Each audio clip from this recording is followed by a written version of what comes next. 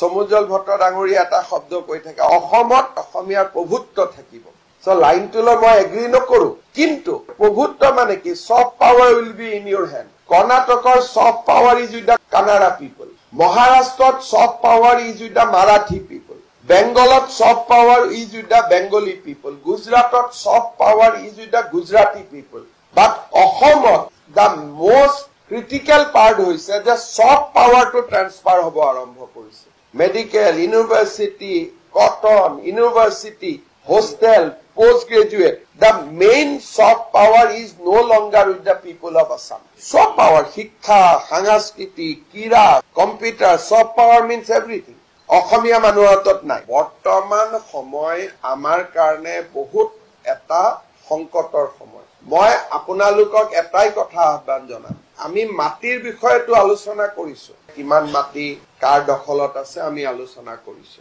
কেতিয়াবা আপোনালোকে এই বছৰ মেডিকেলৰ এডমিশন লিষ্টখন চাব আমি দেখা পাম যে অসমীয়া মানুহৰ পৰা পাৱাৰটো শিফট হৈ আছে whether it is a soft power or hard power আজি যদি আপোনালোকে দেখে অসমত যদি এই IIM আহিব 500 কোটি টকাৰ কাম হ'ব এই কামত কন্ট্ৰাক্টৰজনহে অসমীয়া হ'ব ধৰি ললো বাকি গুটেই নিৰ্মাণ শ্ৰমিকৰ এজনো খিলঞ্জিয়া অসমীয়া নাথাকে তাৰমানে ইকনমি ইজ চেঞ্জিং ফাষ্ট যদি অসমত আজি ব্ৰহ্মপুত্ৰৰ ওপৰত এখন ব্ৰিজ হৈছে দা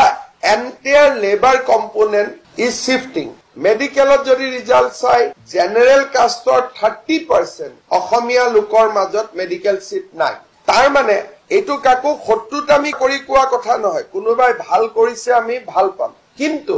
এইটো অসমীয়া মানুহখিনিয়ে চিন্তা কৰাৰ সময় আহিছে যে অসমীয়াৰ হাতৰ পৰা আৰু ফৰ দ্যাট মেটাৰ বৰাকটো ইভেন বেংগলী মানুহখিনিৰ পৰা the power is shifting whether it is a soft power or hard power and এনেকুৱা যদি হৈ থাকে এদিন অসমত অসমীয়া মানুহখিনি will be completely loser হেকানে মই কাকো কাজিয়া কৰিব কোৱা নাই মই পঢ়িব কৈছো মই শ্ৰমৰ প্ৰতি আগবাঢ়ি যাব কৈছো মই সতিয়াত ভাষণ দিওতে কাকো কাজিয়া কৰিব কোৱা নাই যে ধাক্কা মাৰক মই কৈছো ভাল কৰি পঢ়ক মানৱ সম্পদ এটা নিৰ্মাণ কৰক মাটি বাৰী উচ্ছেদ ই এটা কম্পোনেন্ট আৰু এটা কম্পোনেন্ট হৈছে যেটো সফট পাৱাৰ বুলি কয় এখন ৰাজ্যৰ যেটো মেজৰিটি কমিউনিটি তেওঁলোকৰ হাতত সফট পাৱাৰটো থাকে কৰ্ণাটকৰ soft power is with the Kannada people মহাৰাষ্ট্ৰত soft power is with the Marathi people বেংগলত soft power is with the Bengali people গুজৰাটত soft power is with the Gujarati পিপল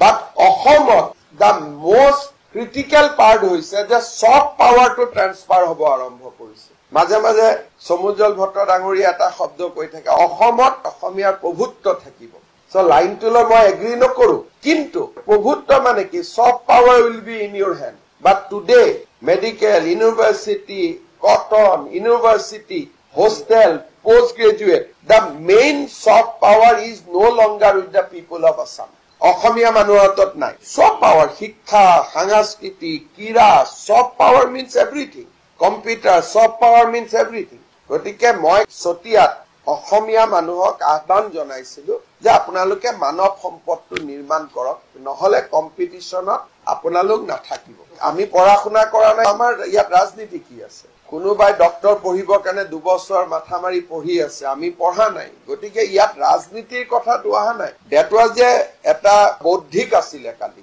এটো কোনো কাৰো ওপৰত শত্ৰুতামি কৰা স্পিচ নাছিল অসমীয়া মানুহক মই এটা আত্মদৰ্শন কৰোৱাইছিলো যে অসমতে আমি মাটিও হেৰুৱাইছো শিক্ষাও হেৰুৱাইছো শিক্ষা যদি হেৰুৱাইছো দুদিন পিছত চাকৰিও হেৰুৱাম নিৰ্মাণ শ্ৰমিক হেৰুৱাইছো গতিকে অসমত আমি কেনেকে অকলখৰীয়া হৈ গৈ আছো এজন অসমীয়া হিচাপে মই মোৰ উদ্বেগৰ কথাখিনি শেয়াৰ কৰিছো আৰু ইয়াত কোনো শত্ৰুতামি নাই কাৰো প্ৰতি ভেদভাৱ নাই অসমীয়া মানুহ বুলি ক'লে যিকোনো এখন নিৰ্মাণ শ্ৰমিকত যাওক এটাও অসমীয়া লৰা নাপায় মোৰ একো স্টেপ নাই ইয়াত মই কি কৰিব পাৰো মই একো কৰিব নোৱাৰো মই মাত্ৰ জনাব পাৰো আপোনালোকে কথা যিখিনি কব সাহস নকৰে মই কথাখিনি ৰাখিছো কিন্তু মইতো আৰু গৈ ফ্লাইওভাৰত কাম নকৰো ইয়াত গভৰ্ণমেণ্টৰ কোনো ৰুল নাই ইয়াত গভৰ্ণমেণ্টে কি কৰিব পাৰে আৰে স্কিল লেবাৰৰ ইনষ্টিটিউট খুলিলেও তো তাতো পঢ়িবৰ কাৰণে অসমীয়া লৰা যাব লাগিব ইভেন যি স্কিল ইনষ্টিটিউট আমি কৰিছো তাতোতো আমাৰ লৰা পঢ়িব যোৱা নাই আপোনালোকে ITI বিলাকত যাব অসমীয়া লৰাটো তাত নাই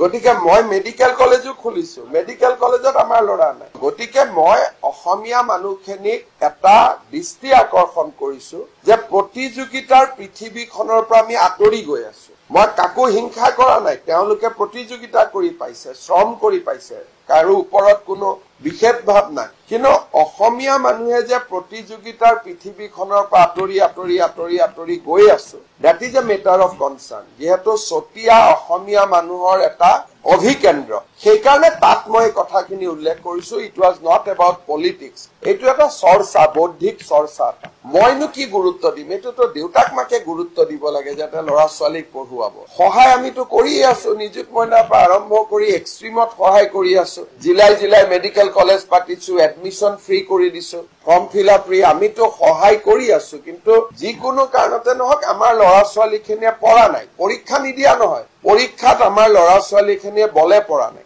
গতিকে এইটোতো আৰু মুখ্যমন্ত্ৰীৰ কথা নহয়, এইটো দেউতাক মাক সমাজ সচেতন হব লাগিব, মানুহক পঢ়া শুনাৰ প্ৰতি আকৰ্ষিত কৰিব লাগিব। এতিয়া মেডিকেলৰ চিট এটাটো মুখ্যমন্ত্ৰীয়ে দিব নোৱাৰে, পঢ়িয়েই পাব। এইবাৰ আপোনালোকে মেডিকেলৰ এডমিশনৰ লিষ্টখন ফ্ৰীলি এভেইলেবল হৈ আছে, চালে বুজি পাব যে অসমীয়া জাতিৰ সন্মুখত কিমান ডাঙৰ সংকট আছে। বাট এই সংকটটোলৈ কাকো আমি বেয়া পাব নোৱাৰো, কাৰণ কোনেও ইলিগেলি পোৱা নাই, যোনে পাইছে লিগেলি পাইছে।